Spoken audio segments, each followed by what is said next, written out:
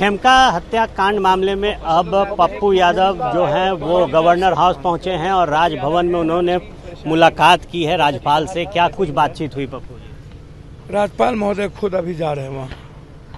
बहुत परेशान थे, चिंतित थे। उन्होंने गंभीरता से सुनी और उन्होंने कहा कि मैं सीबीआई इंक्वायरी के लिए आपकी चिट्ठी को केंद्र भेज रहा हूँ। और भी कई हत्या, जैसे सिवान है, मोतिहारी में ढाका का घटना है, मनीषा, उसके बाद बक्सर का घटना है, मुथूट फाइनेंस के चलते जो एक महिला आत्महत्या कर ली उसकी जांच के लिए है। तो कई घटनाओं को लेकर के आज हम लोग विस्तृत चर्चा किए कि बिहार की क्या स्थिति है। बिहार सुरक्षित नहीं है और इसमें इन्वॉल्व कौन लोग हैं। अपराधी मर्डर किया, लेकिन मरवाया किसने, कौन है इसके पीछे?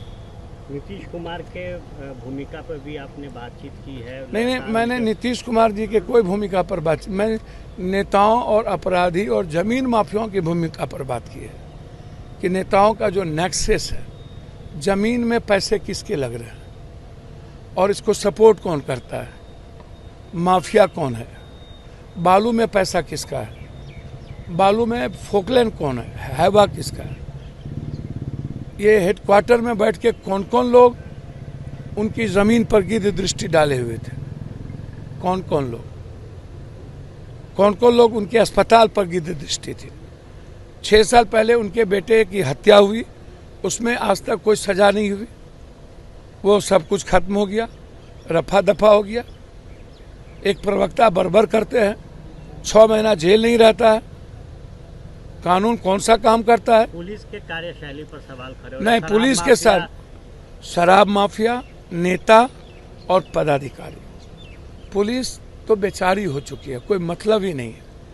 वो तो नीचे से ऊपर तक शराब, जमीन, बालू, यही लोग पैसा का बंदरबांट करते हैं। शराब माफिया, बालू और जमीन माफिया का प्रोटेक्शन पार्टी के द्वारा दी जाती है। नेताओं के, बड़े नेताओं के किचन और बेडरूम शराब, जमीन और बालू माफिया तय करता है। और ऐसे ही लोगों को पार्टी टिकट देती है जो अपराधी, बलात्कारी, माफिया जीतने के लायक जिस जात का होगा उसी को प्रोटेक्शन मिलता है। अब जैसे सिवान में घटना घटी, बिल्कुल गैंगवार और शराब के खेल में हो गया। मुथूट फाइनेंस वाला एक दलित महिला को मरने पर मजबूर कर दिया।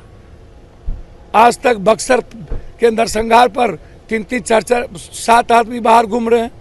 उनका बेटा धमकी दे रहा है, कोई सुनने वाला नहीं। कोई नेता कहता है घर ढूक के मारेंगे। कहिया मारोगे? अपने जात के अपराधी को कहिया मारोगे? पहले मारो ना अपने जात के अपराधी को। परमेश्वर बाबू को कौन मारा सबको पता नहीं है, तो जो मारा उसको मारो ढूक के। कौन लोग थे उस पर सबको पता है। उनको मरवाने में किनकी संरक्षण मिल रहा है? जाति के आधार पर अपराधी की मूल्यांकन होती है। जाति के आधार पर बलात्कारियों का मूल्यांकन हो रहा है। सत्ताधारी जाति फ्रीडम है और विपक्ष कहती है मेरे जात का अपराधी महात्मा गांधी और सुभाष चंद्र बोस है। सत्ताधारी जाति अपराधी है। सत्ता कहती है मेरे जात का अपराधी चंद्रशेखर आजाद, लाला लाजपत राय है। और विपक्ष का अपराधी है। इसी खेल में दोनों चल रहे हैं, लेकिन दोनों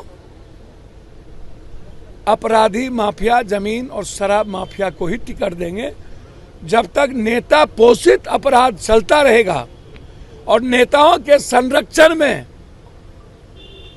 नेताओं के घर से अपराधी निकल के हत्या करेंगे और फिर नेताओं के घर में चले जाएंगे। हम कॉल डिटेल चाहते हैं, उनका कॉल डिटेल चाहते हैं। हम खेमका जी के कॉल के लोकेशन में किनका किनका टावर है, फिर उनका बात किससे हो रही है। जितने यहाँ जमीन और बालू, शराब माफिया हैं, उनके टेलीफोन का नेता और पदाधिकारी के साथ क्या नेक्सस है, सारे कॉल डिटेल निकालिए। और इनकी हत्या बिहार सरकार के पदाधिकारी संभव नहीं है, आप सीबीआई इंक्वायरी कराइए, तभी पता चलेगा कि इनमें बड़ी बड़ी मछली कौन है और कौन कौन नेता और पदाधिकारी इन्वॉल्व। सीबीआई की जांच हो तब पता चलेगा कि कौन लोग दोषी हैं, क्योंकि बिहार पुलिस के बूते की ये बात नहीं है। और आज जो ज्ञापन राज्यपाल को पप्पू यादव ने दिया है उसमें सीबीआई की जांच की मांग की गई है। बिहार में हाल के दिनों में हुई घटना और आज जिस तरीके से पटना के बड़े कारोबारी गोपाल खेमका की हत्या हुई, इन तमाम मुद्दों पर इन्होंने राज्यपाल से मुलाकात की है। आर्यन आनंद, एबीपी न्यूज़, पटना।